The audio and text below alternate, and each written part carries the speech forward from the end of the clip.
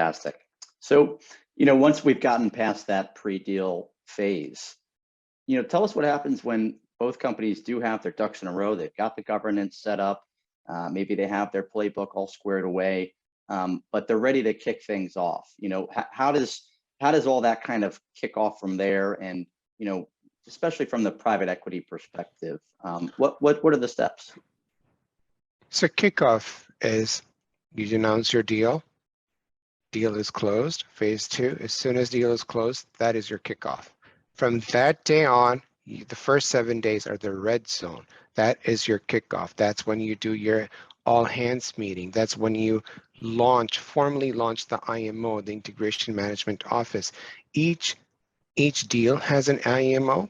Each deal should have a significant name to it to signify what this stands for, because many organizations are running several integrations parallel. So it helps for the resources to know which one they're talking about, where they're going.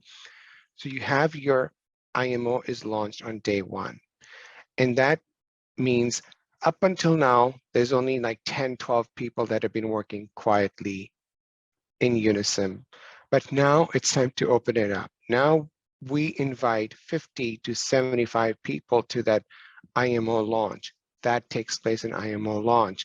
We provide everybody, and keep in mind, when you bring in this many people on board to be regular contributors in an IMO, there is a change management aspect. There is a training aspect that goes into that. So you need to give yourself and them the first few days to get acclimated with templates, site access. What do I do? How do I fill it out? Where do I submit it? What are the questions? Am I the right person? Whose approval do I need? So there's a lot of hand-holding done.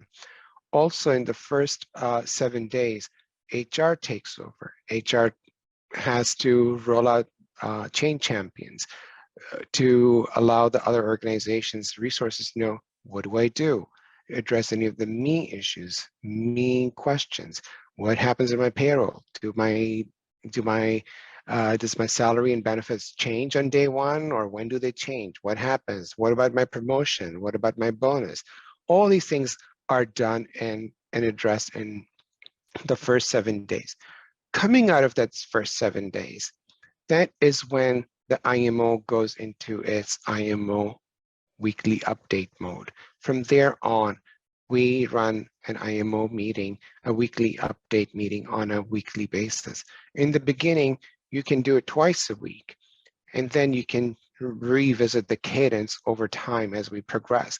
But what happens is, being in the IMO program manager and project manager, you are in the control tower with visibility into all the working groups, and you're working directly with all the working groups. You are meeting with them, you're following up with them, you know what's going on in HR, you know what's going on in legal or data management, and what to escalate, what to get decisions on.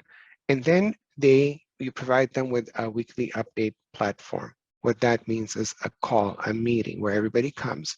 It's very important for finance to hear what HR is saying. It's very important for IT to hear what finance is saying. So they all have some interdependency. Therefore, it's very important for them to hear, not just for a few people to come and give a rundown of their updates, but the interaction, the networking aspect of it is very important.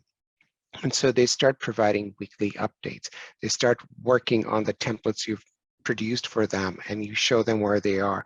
They start uploading their templates. And then as the PMO leads, you put the whole slide deck together and you run it and make sure everybody provides a narrative, make sure everybody gets to listen to that narrative. And from there on, you start seeing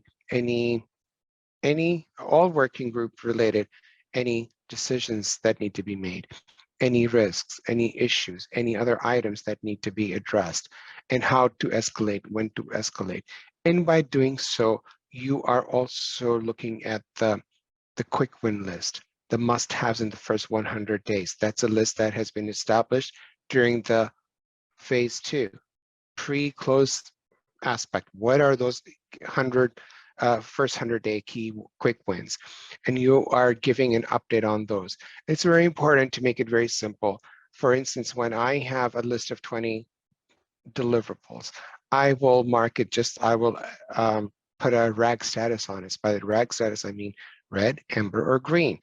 If it's amber, the arrow, the check mark is amber. If it's green, if it's done, then it's green. So when it turns green, next week it rolls off and you start seeing the list shrink and shrink. And that is progress. In doing so, it provides everybody with a rhythm, how to report, what to say, when to raise hand. And it's just, it's a very cohesive a networking opportunity where people can deliver good work and good deliverables on a weekly basis.